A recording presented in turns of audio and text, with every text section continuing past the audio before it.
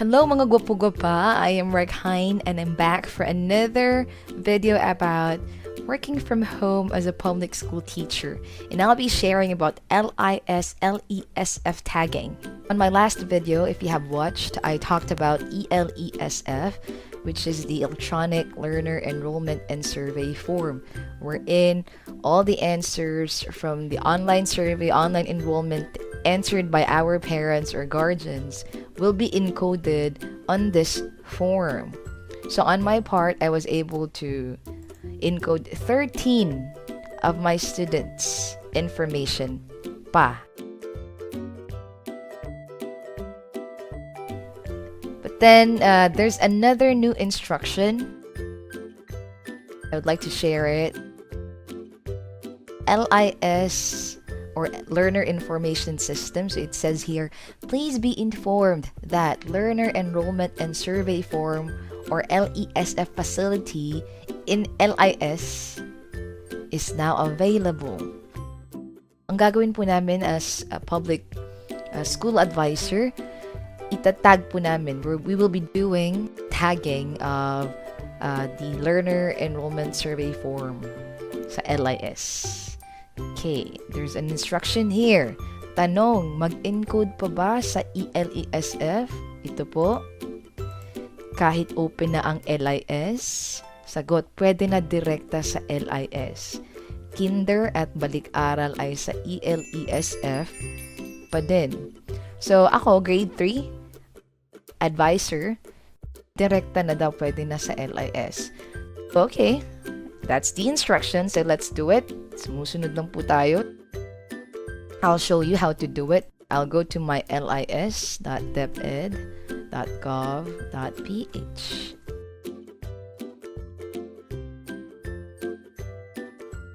And then, sign in. Okay, here. So, this is the dashboard. This is how it looks like sa Learner Information System. Ayan, if I'm not mistaken, I think this is the total enrollment in our school, Sunnybrook. So, I'll go to master list. Okay, there. I'm the advisor, grade 3 Malikhain, last school year 2019-2020. In my summary here, I have 38 learners enrolled. Here will reflect the number of students or pupils nag-transfer in, nag-transferred out.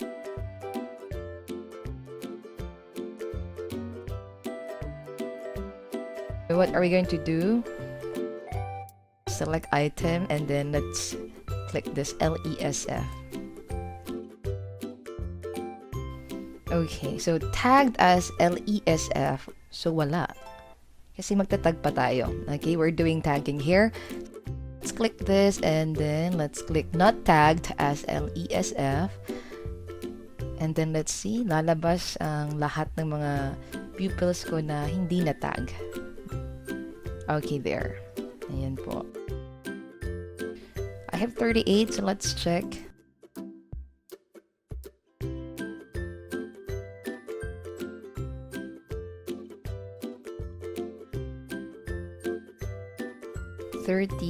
And then the next page.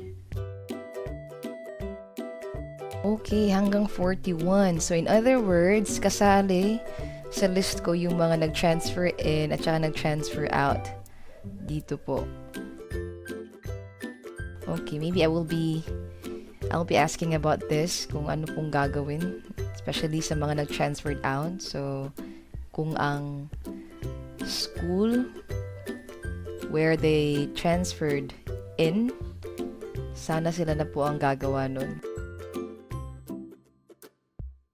Let's have number 1. So, I have my information about this student already. Nakuha ko po yung sagot niya sa online enrollment online survey. Let's click this pencil icon para makapag-edit po tayo. So, grade level to enroll. Okay. Grade 4 na po siya. School name or ID. So, 1644017. Yan po yung school to attend. So, no. Ito po ang mga questions na galing sa ELESF, itong part na po na to.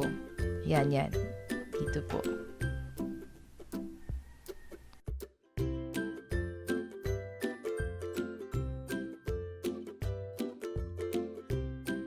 And then let's complete the information about his parents. So I'll go back to my file here kung saan nilagay ko po yung mga information na nakuha ko po sa online enrollment survey.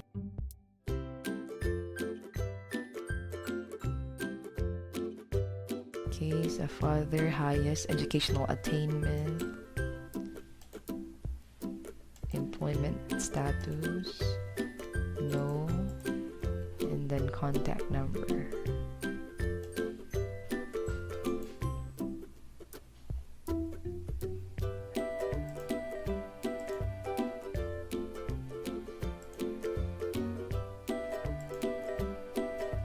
Para hindi po ako malito, ito po yung yan.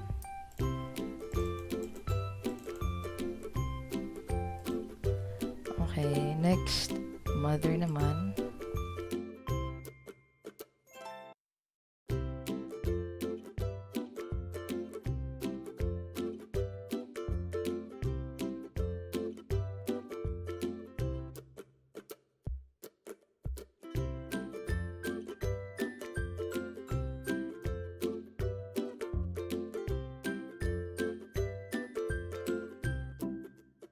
Let me check again. So this is the mother's information.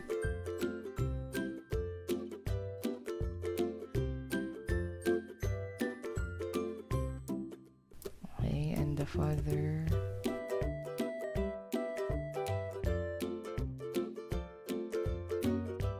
Okay, let's go to household capacity and access to distance learning. So ano yung mga sagot nila?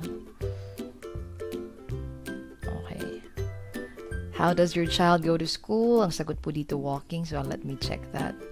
How many of your household members, including the enrollee for school year 2020-2021?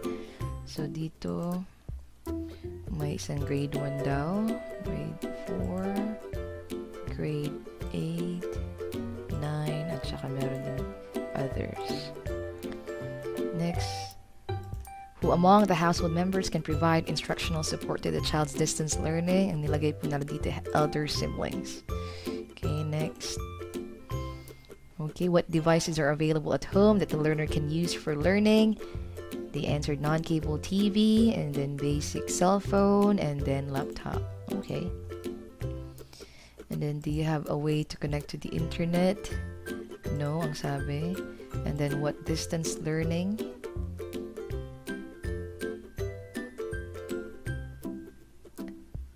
Or modality, what distance learning modality or modalities do you prefer for a child?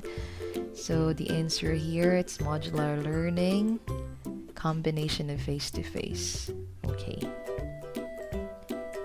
And then next question, what are the challenges that may affect your child's learning through distance education? They answered here, lack of available gadgets or equipment, insufficient load or data allowance, difficulty in independent learning, and then lagay nila high electrical consumption.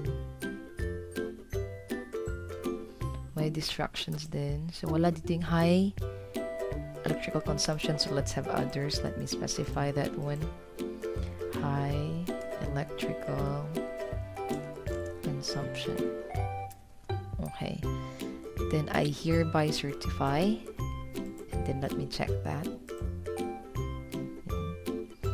So before submitting this, let me try to check it again.